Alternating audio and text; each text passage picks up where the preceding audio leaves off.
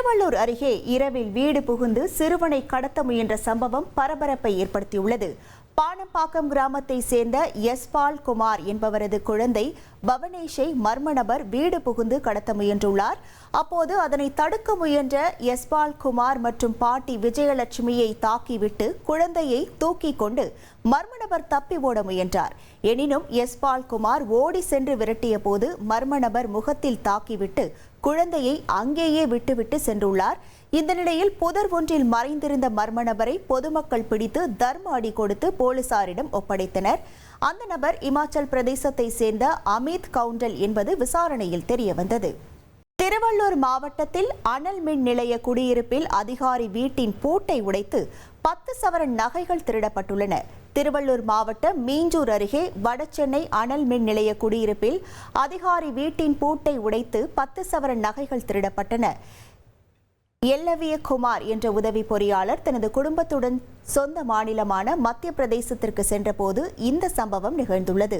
தமிழகம் திரும்பியதும் இது தொடர்பாக அவர் அளித்த புகாரின் பேரில் மீஞ்சூர் காவல்துறையினர் வழக்கு பதிவு செய்து சிசிடிவி காட்சிகளின் அடிப்படையில் மர்ம நபர்களை தேடி வருகின்றனர். வேலூர் மாவட்டம் பேரணாம்பட்டு அருகே ஆட்டுப்பட்டியின் சுவரை துளையிட்டு 8 ஆடுகளை மர்ம நபர்கள் திருடி சென்ற சம்பவம் பரபரப்பை ஏற்படுத்தியுள்ளது.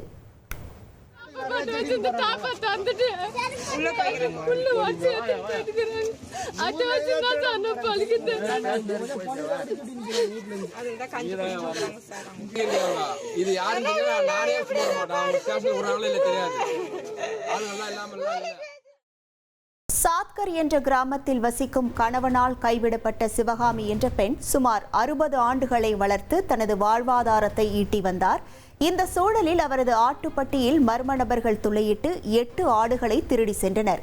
இதனால் அதிர்ச்சி அடைந்த அவர் கண்ணீர் விட்டு கதறினார். இதுகுறித்து சம்பவ இடத்தில் பார்வையிட்ட போலீசார் விசாரித்து வருகின்றனர். இனி செல்லும் இடமெல்லாம் செய்தி. தந்தை டிவியின் வாட்ஸ்அப் சேனலை ஃபாலோ பண்ணினா செல்ல இருக்கும் இடமெல்லாம் செய்தி.